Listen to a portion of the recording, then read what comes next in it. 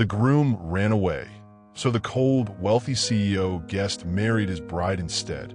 When Nate kissed her, it was controlled, appropriate, and sent an unexpected current down her spine that she immediately tried to forget.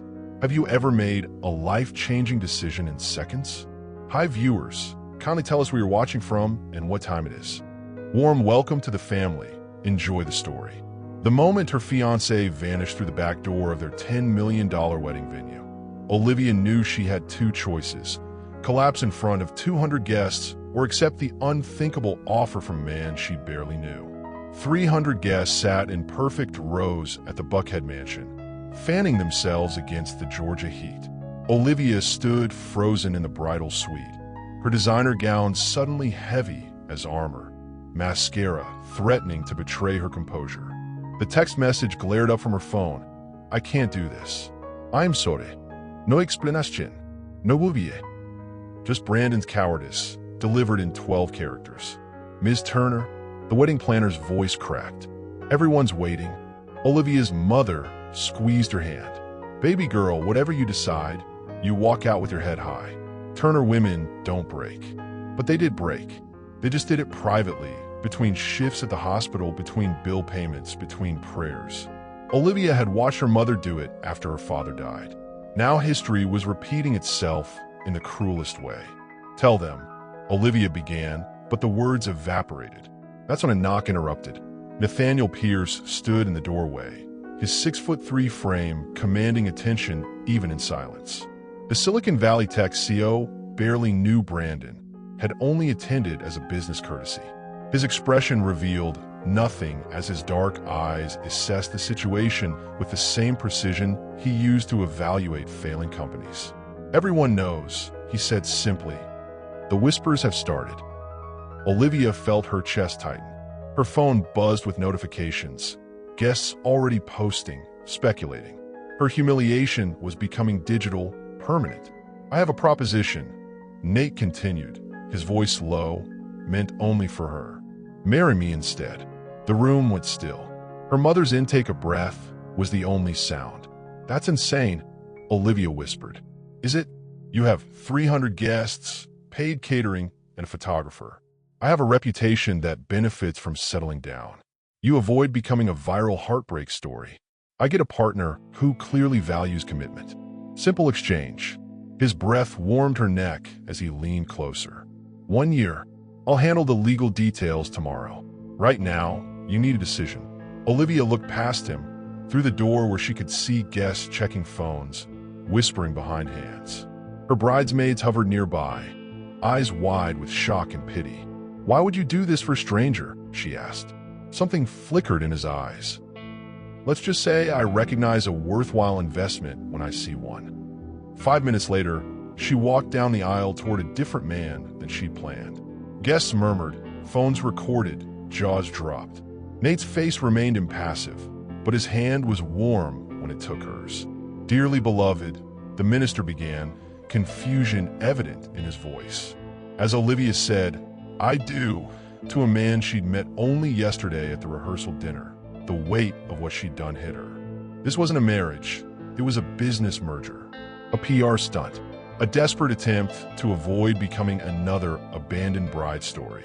When Nate kissed her, it was controlled, appropriate, and sent an unexpected current down her spine that she immediately tried to forget. At the reception, he kept her close, his hand on the small of her back. He smiled at the right moments. He even danced with her mother. To everyone watching, they looked like a couple swept up in passion. Have you ever made a life-changing decision in seconds?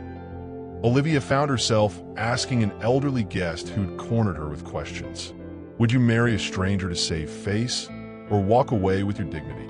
As she took Nate's cold hand for their first dance, cameras flashing like lightning around them, Olivia had no idea she had just exchanged vows with a man who never intended to fall in love, but had just signed a contract that would bind them together in ways neither expected. Their first kiss may have looked real on TikTok, but the prenuptial agreement he slid across the table that night made one thing clear. This marriage was a business arrangement with an expiration date. The presidential suite stretched before them like a battlefield, Atlanta's skyline twinkling through floor-to-ceiling windows. Nate loosened his tie and pulled legal documents from his briefcase with the casual efficiency of someone ordering coffee. The basics, he explained, spreading papers across the marble desk. 1-year commitment. Joint appearances at key events. Shared residence in California. Your nursing license transfers easily to the state. My legal team will expedite everything. Olivia stood with her back to him, still in her wedding dress, scrolling through her phone with numb disbelief. Their wedding was already trending. Hashtag wrong right groom. Hashtag billionaire rescue. Hashtag runaway bride takes upgrade. People think this is romantic, she said hollowly. They think you rescued me. In many ways, I did. He didn't look up from the documents. Page 3 outlines the financial arrangement. You'll have your own accounts, cards, allowance. Allowance. The word snapped her back to reality. I'm not a child. I'm a trauma nurse with a master's degree. Poor choice of words. Investment capital, then. He finally looked at her. Unless you'd prefer to go back to Birmingham with nothing but a viral story and wedding debt. The truth stung. Brandon had handled the wedding finances. The bonus he'd mentioned likely never existed. She'd been living in a fantasy, and now this cold stranger was offering a different kind of fairy tale, one with clear terms and conditions. I need to change, she said abruptly, grabbing her overnight bag and heading to the bathroom. Inside, she peeled off the wedding dress designed for another life. Underneath, she wore the white lace lingerie her bridesmaids had gifted her, meant for a different man's eyes. She quickly pulled on yoga pants and a t-shirt, but when she opened the door, Nate was standing there with a glass of whiskey. His eyes dropped briefly to the lace strap visible at her shoulder before returning to her face, something shifting in his expression. You should know I don't expect. He began, his usual confidence wavering. Physical obligations? Olivia finished for him. Good, because that wasn't in any contract I'd sign. A hint of a smile touched his lips. Noted. She took the whiskey from his hand, their fingers brushing. Why did you really do this? Save me from humiliation with this elaborate charade.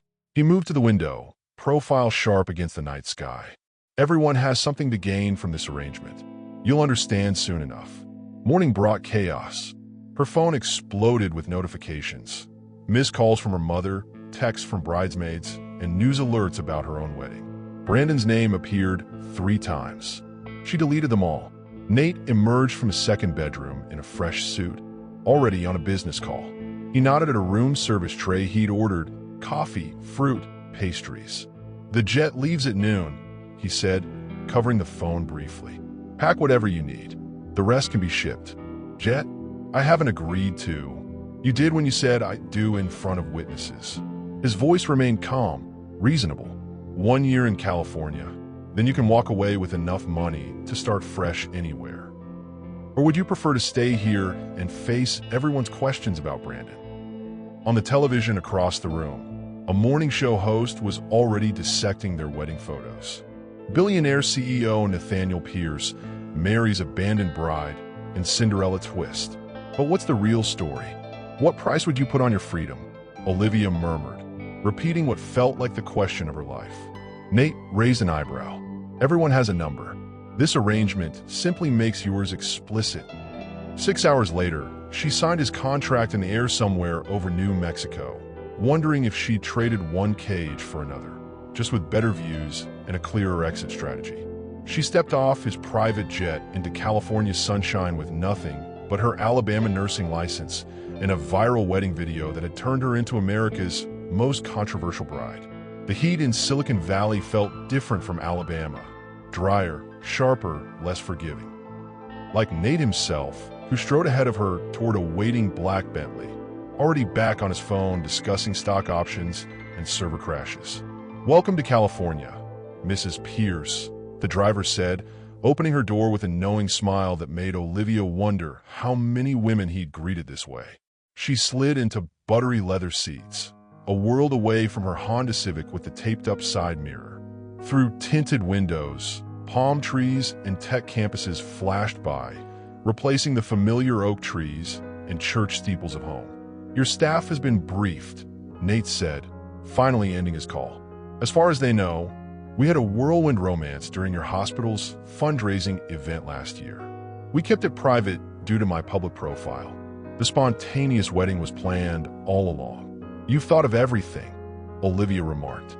Do they also know how we like our eggs and which side of the bed we sleep on? A muscle twitched in his jaw, the first crack in his perfect composure. They know we value privacy. That should cover any inconsistencies.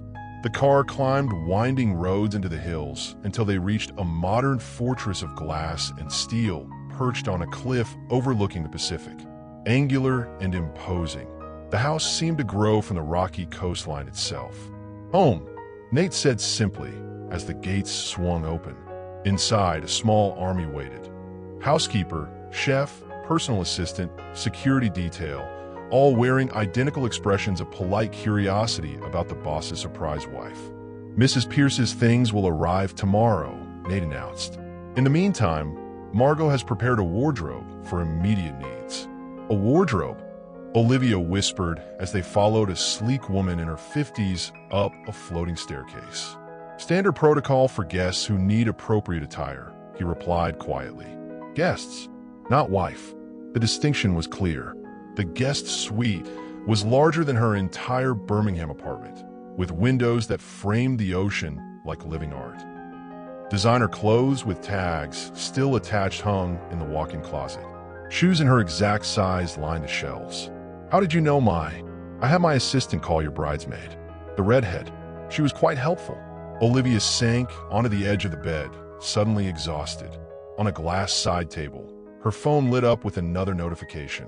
Hashtag wrong groom, right groom, still trending. Her surprised face at the altar captured forever. Dinner is at 7, Nate said from the doorway. We should discuss your schedule and public appearances. Schedule? I just got here. I don't even know where the grocery store is. Something like amusement flickered across his face. There's a staff for groceries. Your job is to be Olivia Pierce now. As he turned to leave, the housekeeper appeared with fresh towels. Will you be needing anything else before I show Mrs. Pierce the rest of the residence? No. Thank you, Margot.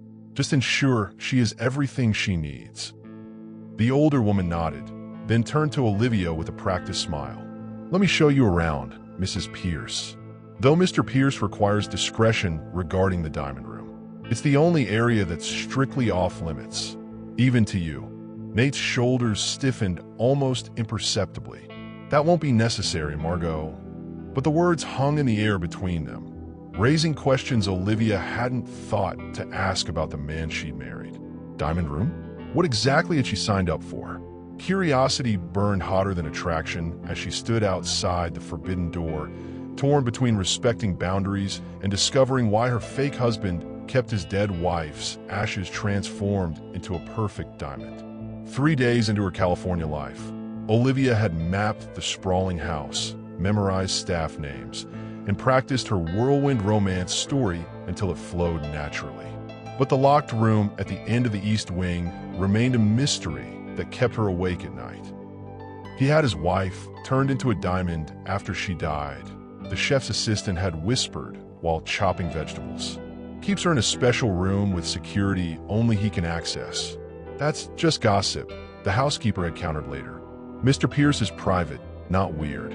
But even Margot couldn't explain why a simple storage room would need fingerprint access and a separate alarm system. Tonight marked their first public appearance, a charity gala for children's cancer research. Olivia studied her reflection in the bedroom mirror, barely recognizing herself in the red designer gown that hugged curve she usually hid under scrubs. A knock at the door revealed Nate, devastating in a black tuxedo that emphasized the breadth of his shoulders. His eyes widened slightly as they traveled from her face to the slit in her dress that revealed a glimpse of thigh. You look, he cleared his throat. Appropriate. High praise, she said dryly, reaching for the diamond earrings he'd sent up earlier. For consistency, his note had explained. These belong to your first wife? She asked, watching his expression in the mirror. His face shut down immediately. No, they're new. Like me. The words slipped out before she could stop them. Something complicated crossed his face. "We should go. The car is waiting." The gala swirled with California elite. Champagne flowed freely, and camera lenses tracked their every move.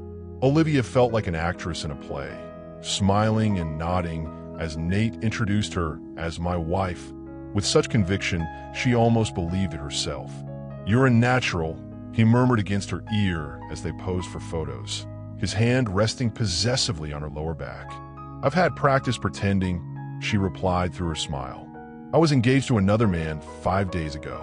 His fingers pressed slightly more firmly against the bare skin of her back. He was a fool. On the dance floor, Nate pulled her closer than necessary, his hands spanning her waist as cameras clicked around them.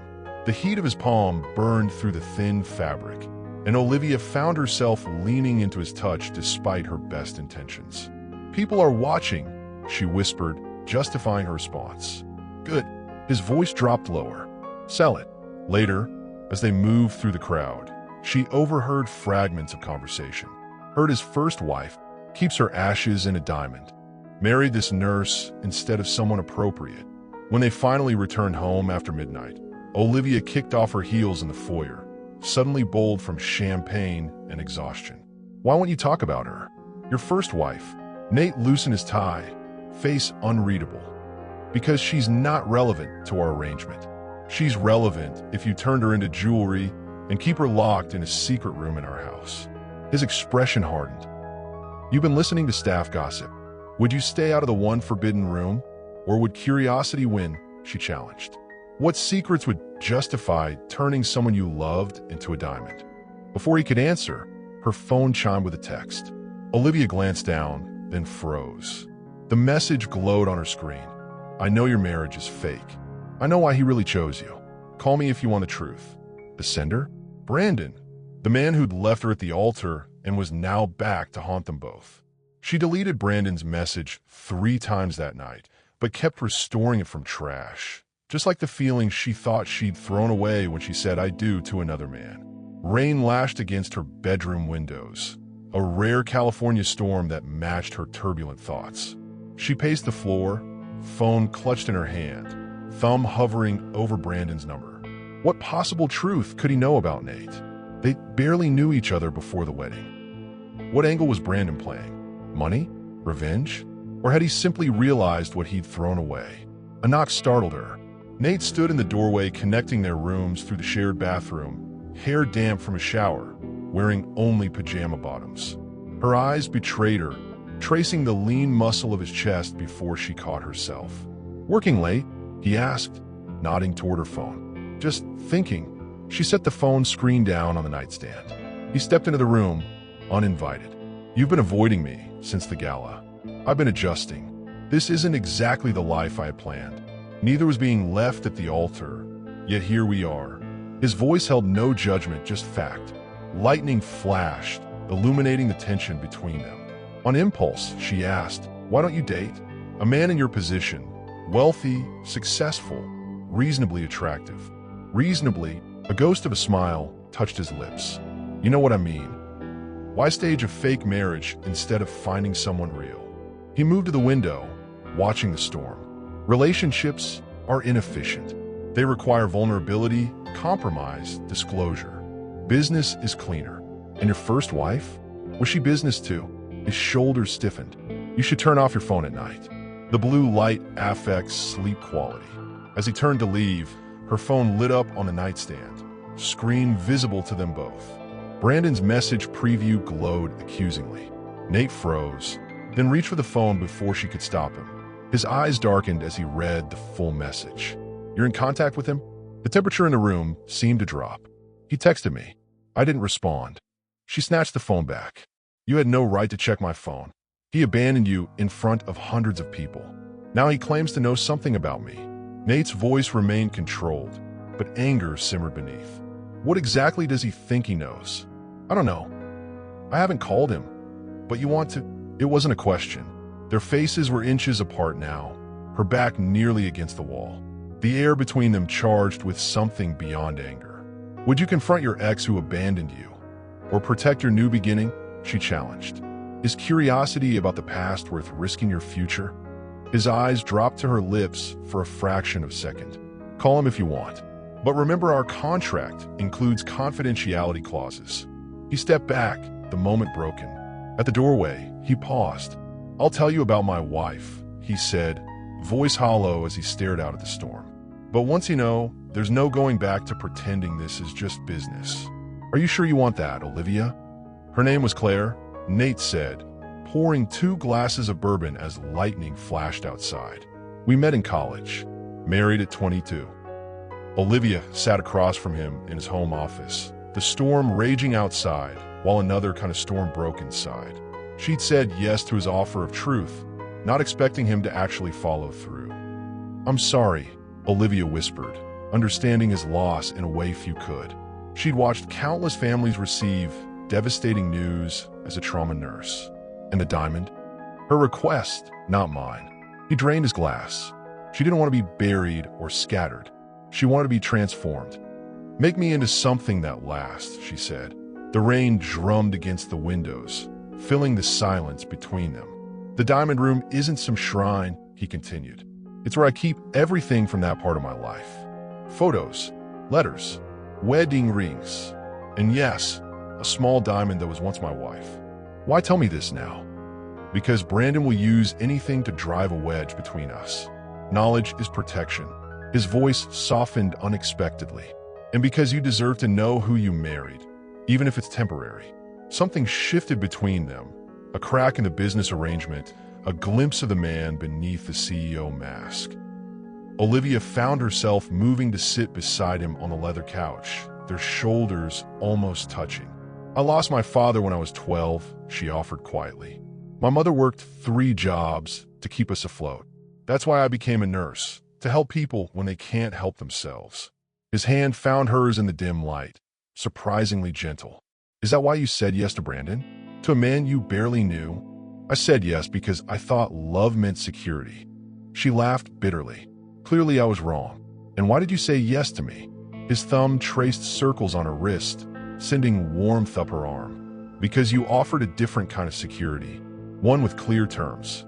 Lightning flashed again, illuminating his face so close to hers. The professional distance between them had vanished, replaced by something undefined yet powerful. Have you ever wanted something you know would complicate everything? She whispered, unsure if she meant Brandon's call or the man sitting beside her. Instead of answering, Nate leaned forward, his lips meeting hers with unexpected tenderness. Unlike their wedding kiss, this one held nothing back.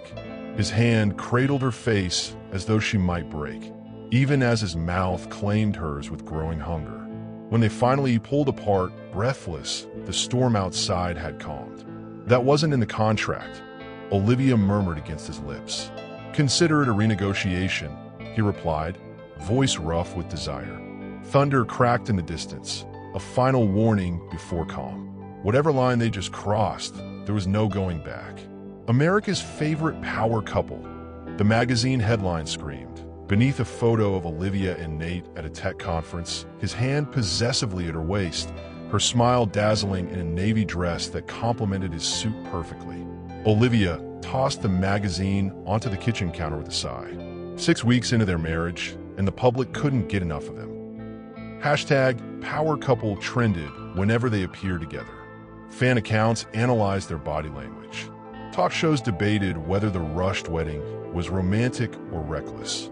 No one suspected the truth, that despite their passionate night during the storm, they'd established an uneasy truce since then, dancing around each other like boxers in a ring.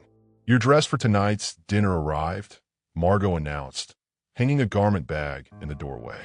Mr. Pierce requested the blue one. Of course he did, Olivia muttered. Nate had opinions on everything, which events she should attend, which charities deserve their support, which color made her skin glow on camera. Meanwhile, her nursing license transfer remained mysteriously delayed. Every time she mentioned applying for hospital positions, Nate produced another reason to wait. Public appearances, his company's medical initiative she could consult on, a charity board that needed her healthcare expertise. Her phone buzzed with another text from Brandon. Saw you in the society pages. Playing happy wife while he controls your every move. Call me, She deleted it immediately, but the words stuck like thorns. Was she being controlled or protected? The line blurred more each day. That evening, as she zipped into the requested blue dress, Nate appeared in her doorway. "You look beautiful," he said, his eyes warming as they traveled down her body. "You look controlling," she countered, even as her traitorous heart sped up at his approval.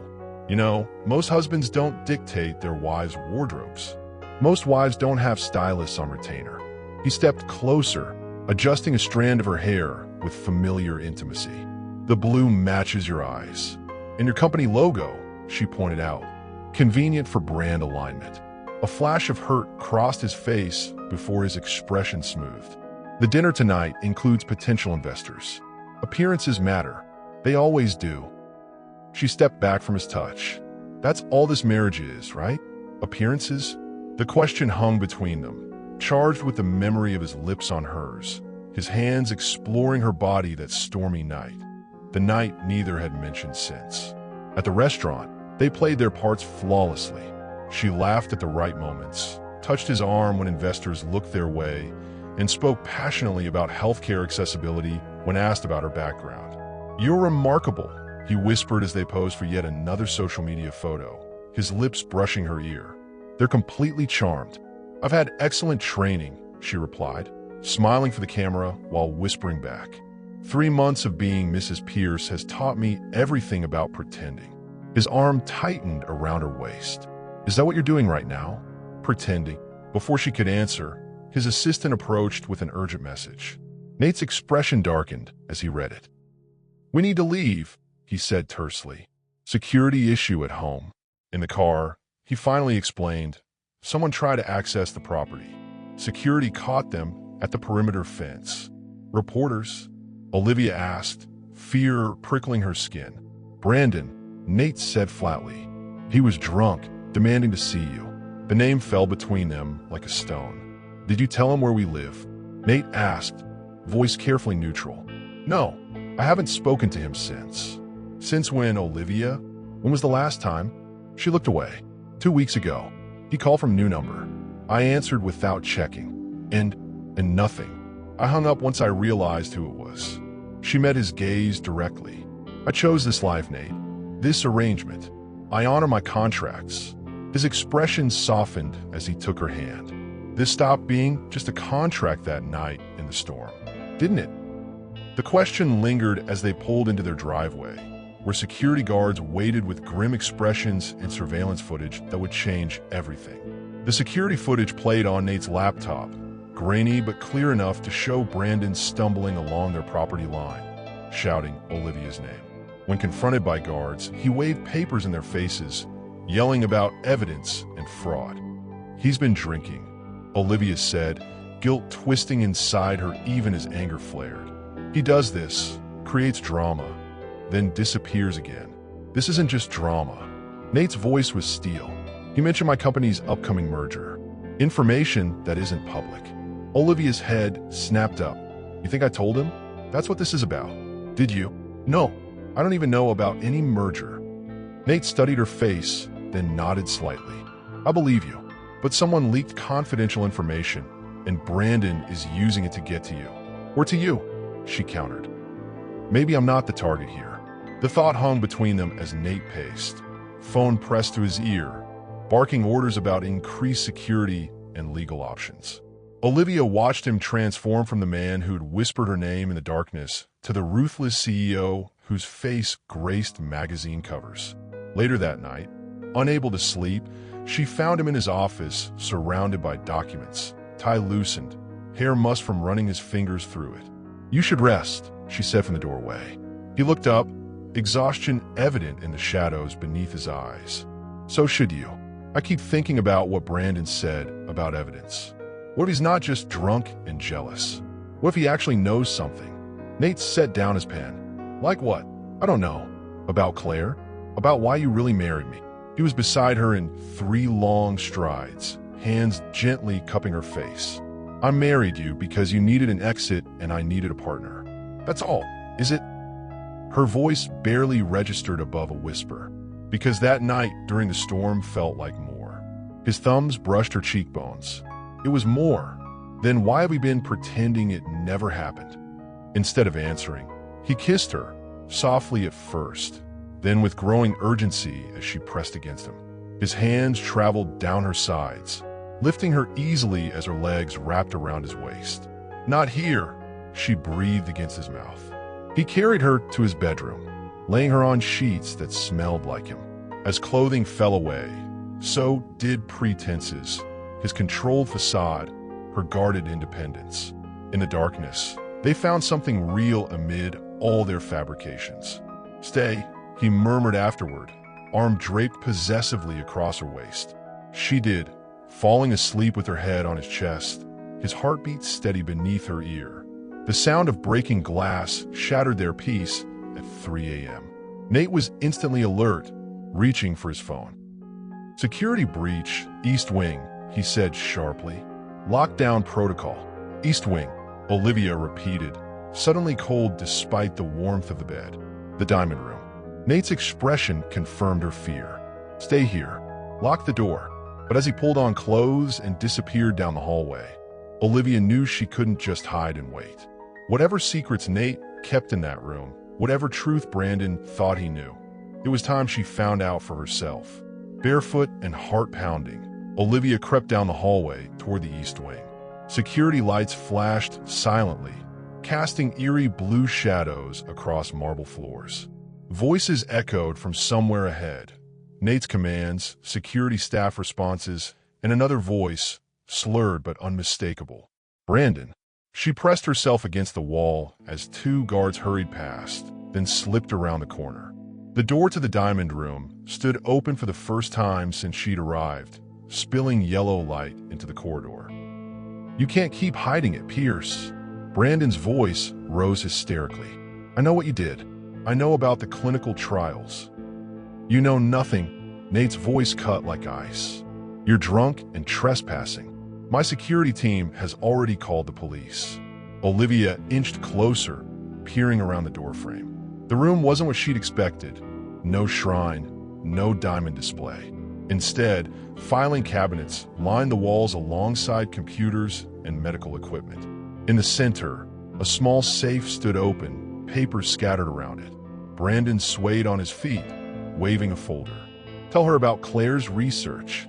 Tell her why you really chose her." Nate's face was carved from stone. "Put that down. Her mother has the same mutation, doesn't she?" Brandon slurred. "That's why you picked Olivia. That's why you're keeping her from working at hospitals where she might discover." "Enough." Nate lunged forward just as Olivia stepped into view. "What mutation?" she demanded, causing both men to freeze. "What about my mother?" Brandon's face lit with vindictive triumph. "There she is. Ask him, Liv. Ask your husband about the experimental treatment that killed his first wife. Ask him why your nursing license keeps getting delayed." The room tilted beneath Olivia's feet. "Nate?" His expression cracked, showing raw pain before hardening again. "This isn't how I wanted you to find out." "Find out what?" Her voice rose. "My mother's cancer is in remission. Standard treatment. Nothing experimental. For now," Brandon interjected. "But Pierce Pharmaceuticals has a treatment in development. One that targets specific genetic markers. Markers that Claire had. Markers your mother likely has too." Nate stepped forward, eyes never leaving Olivia. "Your mother's cancer has a genetic component, BRCA2, with a rare mutation. Claire had the same mutation. Her treatment failed because we didn't understand the interaction." "We?" Olivia repeated. "I funded her research. She was a biochemist specializing in targeted therapies." His voice softened. "When your hospital uploaded your mother's genetic profile during her diagnosis, it matched our database flags. That's how I knew about Brandon's connection to you before the wedding." The truth crashed over her in waves. "You've been monitoring my mother's medical records? That's illegal. Immoral. It's complicated," Nate countered. "Claire's last wish was that her research help others with the same condition. When I saw the genetic match and realized your mother might benefit. So you married her daughter?" Brandon laughed bitterly. "How convenient." Olivia felt ill. "You married me to get to my mother? To use her as a test subject?" "No." Nate's mask fell completely, revealing desperate sincerity. I married you because you needed help, and I saw a chance to fulfill Claire's legacy. Yes, I hoped eventually you'd consider the treatment for your mother, but everything else was manipulation," she finished, backing toward the door. "Our entire relationship was built on a medical experiment." "Not everything," Nate whispered, reaching for her. "What happened between us was real." Brandon stepped between them. "He's lying, Liv. Come with me. I made a mistake leaving you, but I'm here now." Olivia looked between them. The man who'd abandoned her at the altar and the man who'd married her under false pretenses. Both had betrayed her trust. Both claimed to care. "I need air," she gasped, turning to flee down the hallway as police sirens wailed in the distance. Behind her, she heard the sounds of struggle, then security guards shouting. But she kept running, out onto the cliffside garden where waves crashed against rocks below, as violent as the emotions tearing through her chest. Everything she thought she knew about her new life had just shattered like glass. 3 days, 72 hours of silence in which Olivia barricaded herself in the guest room she'd first been given, emerging only when she knew Nate was at his office. Brandon had been arrested for breaking and entering, released on bail, then slapped with a restraining order. Not that she'd have taken his calls anyway. On the 4th day, she finally called her mother. "Baby girl, what's wrong?" Her mother's voice, warm and familiar, brought tears to Olivia's eyes. "You sound terrible." "Mom, did your doctors ever mention anything about experimental treatments or genetic markers?" A pause. "Well, yes. After my last scan, Dr. Reynolds mentioned a clinical trial that might be opening. Something about targeted therapy for my specific mutation." "What?" Olivia's grip tightened on the phone. "Who's funding the trial?" "Some foundation connected to Pierce Pharmaceuticals. Actually, I was going to call you about it. Isn't that your new husband's company?" The confirmation twisted in Olivia's chest. Nate had been telling the truth about that much, at least. "Have you signed anything?" "Not yet. The trial's still in development." "Olivia, what's going on?" "I'm not sure yet," she answered truthfully. "But promise me you won't sign anything until I figure it out." After hanging up, Olivia found herself wandering to the diamond room. Yellow police tape crossed the doorway, but the door itself remained unlocked. Inside, she began methodically examining files and computer records, her nursing training helping her decipher medical terminology. Claire's research was brilliant, pioneering work on treatments targeting specific genetic mutations in cancer cells. According to the lab notes, early results had been promising until unexplained complications arose in human trials. Claire herself had volunteered as a subject when her cancer returned. She had died during treatment. "You shouldn't be in here," Nate's voice came from the doorway. He looked terrible, unshaven, dark circles under his eyes, suit wrinkled as though he'd slept in it. "Were you ever going to tell me?" Olivia asked, gesturing to the files. "About Claire? About my mother?" He stepped inside, keeping distance between them. "Yes, when the treatment was ready. When I could guarantee it wouldn't fail like it did with Claire." "So, you marry me to buy time? To control access to my mother?" "No." His voice broke on the word. "I married you because when I saw you standing there, abandoned but still standing tall, you reminded me of everything I'd lost. Everything Claire stood for, dignity in the face of terrible odds." He ran a hand through his disheveled hair. "Yes, I knew about your mother's condition. Yes, I hoped eventually you both might consider the revised treatment. But the marriage was impulse, Olivia. An impulse that turned into something I never expected to feel again." She wanted to believe him. The rational part of her brain noted his haggard appearance, the raw emotion in his voice so different from his usual control. But the betrayal cut too deep. "Even if that's true, you monitored my mother's medical records. You delayed my nursing license to keep me from asking questions. You built our entire relationship on lies." "Not all of it," he said quietly. "Not that night in the storm. Not the nights that followed."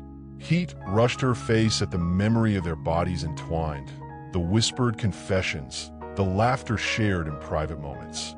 "I don't know what to believe anymore," she admitted. He took a step toward her, then stopped himself. "The treatment is real, Olivia. Claire's last version had flaws, but we've fixed them. The clinical trial could help your mother and thousands like her. If it works, she countered.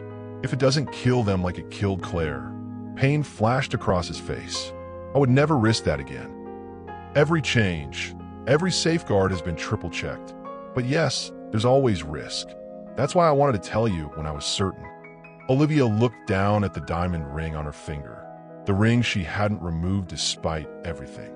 I need time to think. Away from here. Away from you. Where will you go?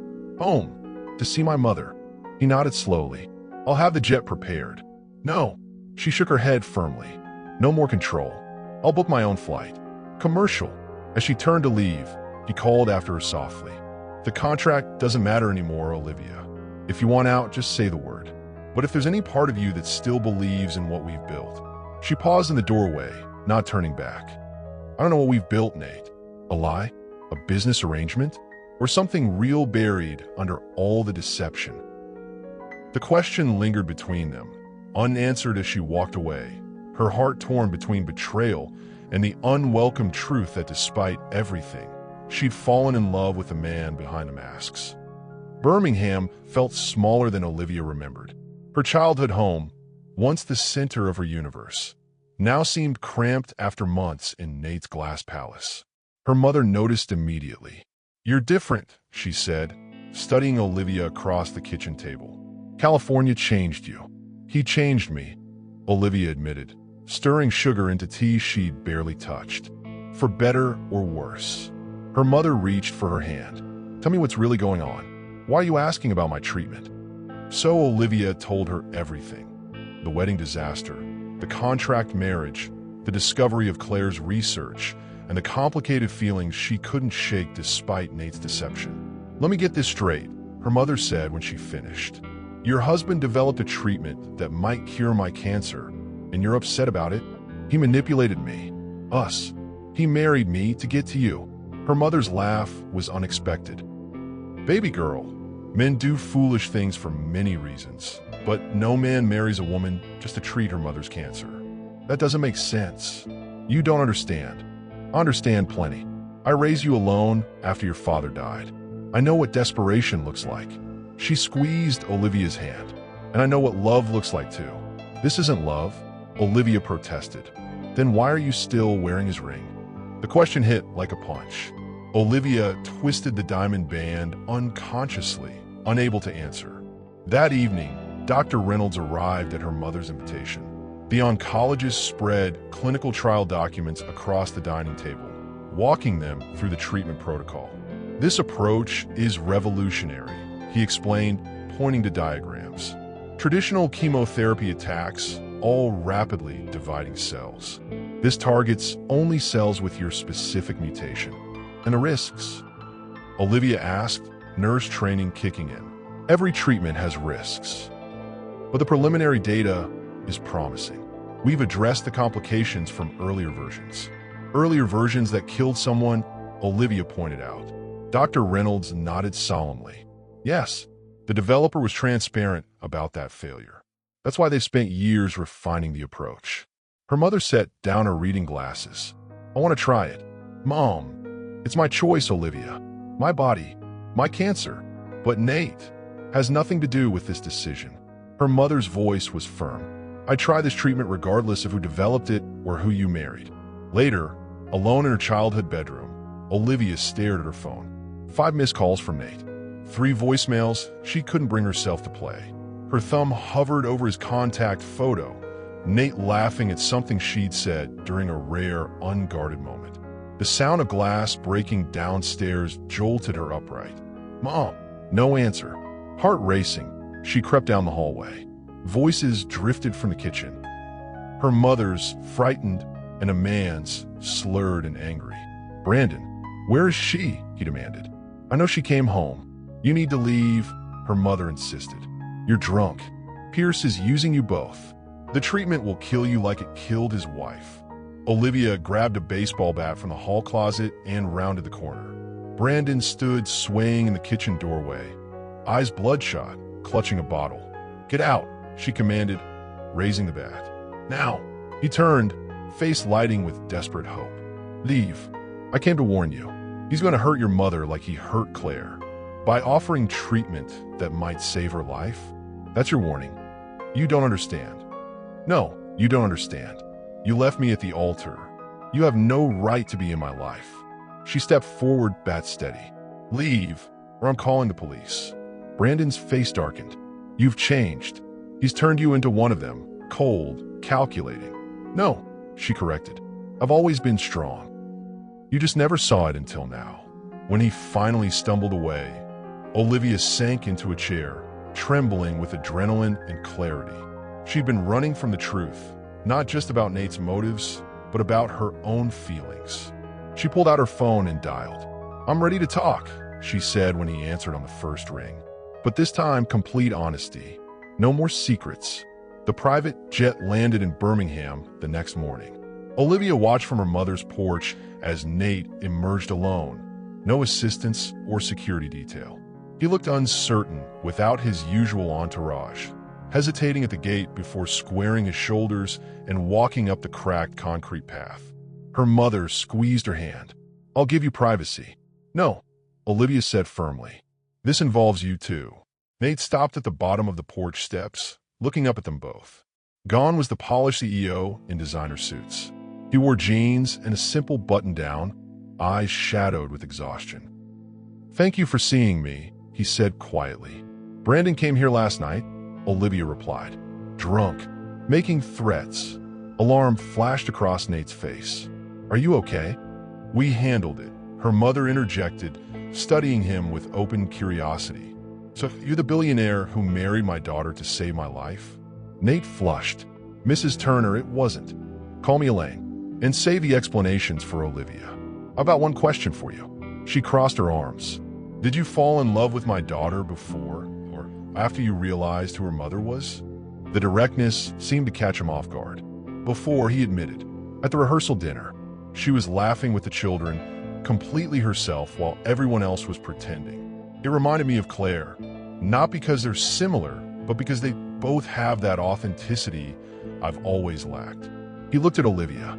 When Brandon left, I saw it as an opportunity. For both of us. And yes, I thought about your mother's condition. About the treatment. But that wasn't why I offered. Then why did you? Olivia asked, voice barely steady. Because I recognized something in you that I thought died with Claire. The possibility of connection. Real connection. He climbed one step, then stopped, maintaining distance. I thought we could help each other. I didn't expect to need you in ways that had nothing to do with our arrangement. Her mother patted Olivia's shoulder. That's my cue to make coffee. Alone on the porch, Olivia finally asked the question burning inside her. Did you delay my nursing license to keep me from discovering the connection? Yes. No hesitation. I wasn't ready to explain about Claire. About the treatment failure. I was afraid you'd leave before. Before what? Before I could prove the new version works. Before I could show you I'm not the monster who let his wife die. The raw pain in his voice stripped away her anger, leaving only the complicated truth beneath. He had manipulated her, kept secrets, controlled aspects of her life. But he had also held her through nightmares, listened to her dreams, and shown her glimpses of the damaged man behind the billionaire mask. I've seen your mother's test results, he continued. The treatment could help her. But I understand if you don't trust me enough to consider it. It's not your decision, Olivia said. It's hers, and she wants to try it. Hope flickered in his eyes. And us? Is there still an us, Olivia? I don't know. You built our relationship on secrets. Not everything was a lie. You took another step up. Not the way I feel when you look at me like I'm worth more than my money or power. Not the nights I held you and finally slept without nightmares. She wanted to resist him, to protect her heart from further damage. But standing there on her childhood porch, watching him shed the armor he wore in California, Olivia recognized her own truth. I can't go back to our arrangement, she said finally. If we have any future, it has to be real. Complete honesty. Equal partners. Equal partners, he repeated, a genuine smile breaking through his exhaustion. I'd like that. She held up a warning finger. And I'm finishing my nursing license. No more delays. Agreed. And we're staying here until Mom starts treatment. He nodded, climbing the final steps to stand before her. Anything else? Olivia took a deep breath.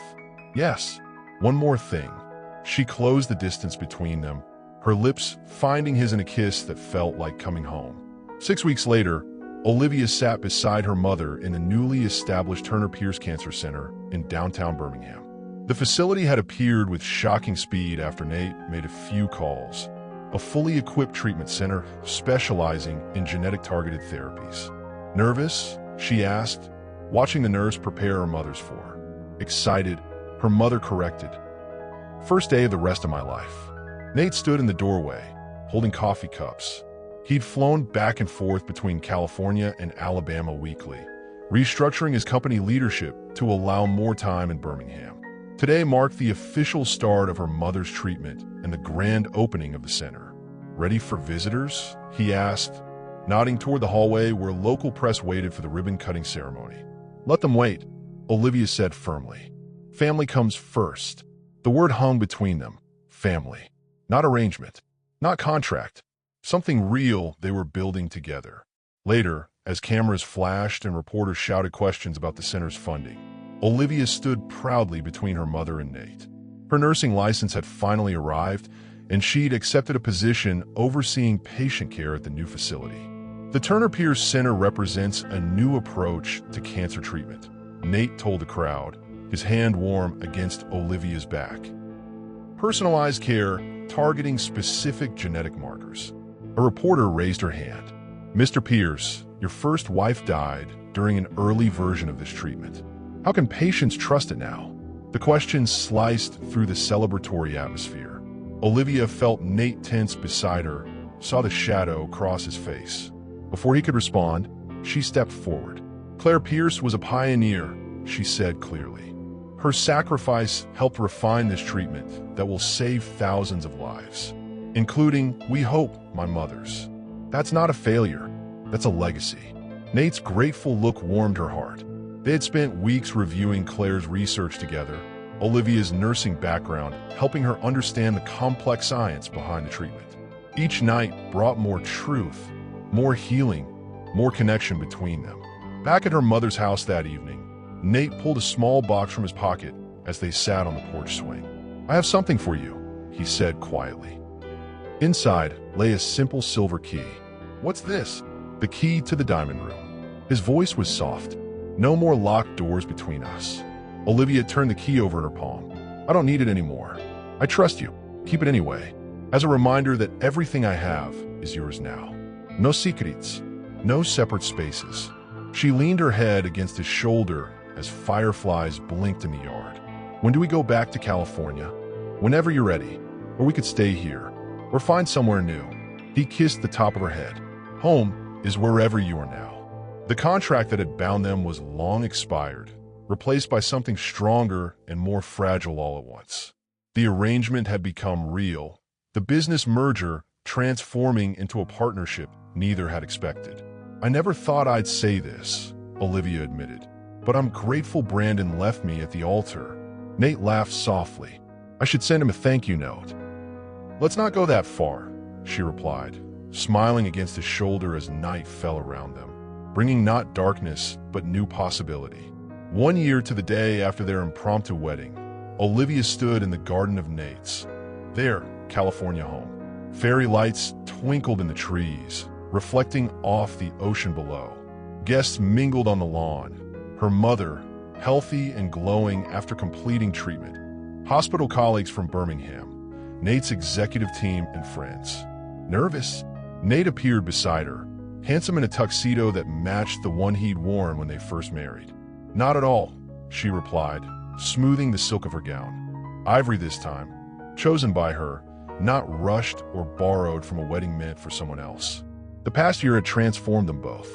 Olivia split her time between nursing at the Turner Pierce Center and overseeing the expansion of treatment facilities across the South. Nate had stepped back from day-to-day operations of his company, focusing instead on the medical research foundation they'd established together. Their romance, begun as a business arrangement, had blossomed into partnership built on hard-won trust. Today, they would renew their vows, not for show or convenience, but because they chose each other eyes wide open. "Your mother looks amazing," Nate said, watching Elaine laugh with guests. The latest scans show complete remission. Pride and gratitude swelled in Olivia's chest.